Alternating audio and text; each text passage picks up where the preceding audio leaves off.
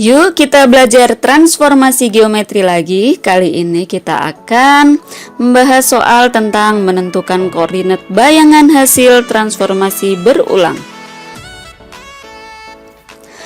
Contoh yang pertama, bayangan segitiga ABC dengan A 2,1, B 6,1, C 5,3 direfleksikan terhadap sumbu Y, kemudian dirotasikan sebesar 90 derajat dengan pusat 0,0 adalah. Baik, langkah yang pertama, A 2,1, B 6,1 dan C 5,3 kita refleksikan terlebih dahulu terhadap sumbu Y. Ingat rumus ya, yaitu AX, Y jika direfleksikan terhadap sumbu Y maka hasilnya adalah negatif X, Y. Nah, untuk titik A 2,1 jika direfleksikan terhadap sumbu Y maka hasilnya ini X-nya menjadi negatif ya, jadi negatif 2,1. Kemudian untuk B 6,1 hasilnya menjadi negatif 6,1. Dan yang C 5,3 hasilnya menjadi C aksen negatif 5,3. Gambarnya seperti ini ya.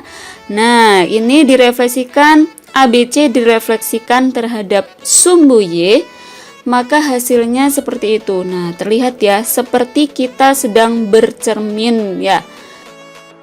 Selanjutnya, hasil dari refleksi tadi yaitu A aksen negatif 2,1, B aksen negatif 6,1, dan C aksen negatif 5,3 kita rotasikan sebesar 90 derajat. Ingat rumusnya ya, yaitu jika A, X, Y dirotasikan sebesar 90 derajat dengan pusat 0,0 maka hasilnya negatif Y, X. Nah, untuk A aksen negatif 2,1 dirotasikan sebesar 90 derajat maka hasilnya negatif 1, negatif 2 ya.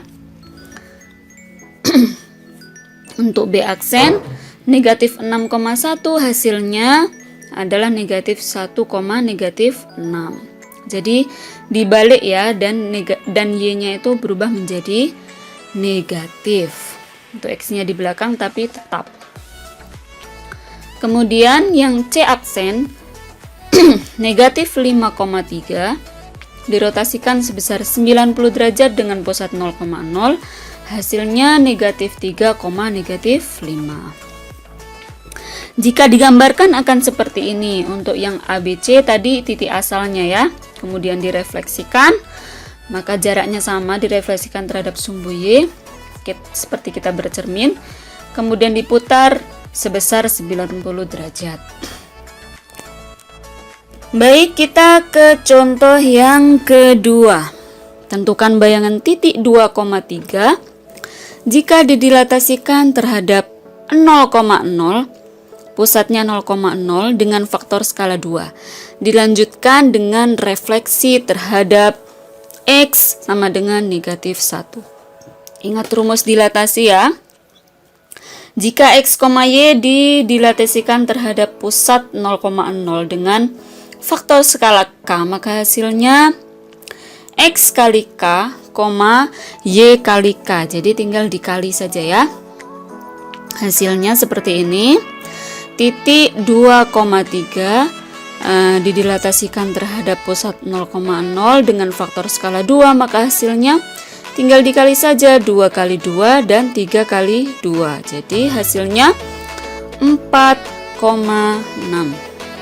Selanjutnya hasil dari dilatasi yaitu aksen 4,6 direfleksikan terhadap garis X sama dengan negatif 1. Rumusnya AX, Y direfleksikan terhadap garis X sama dengan H, maka hasilnya 2H negatif X, Y.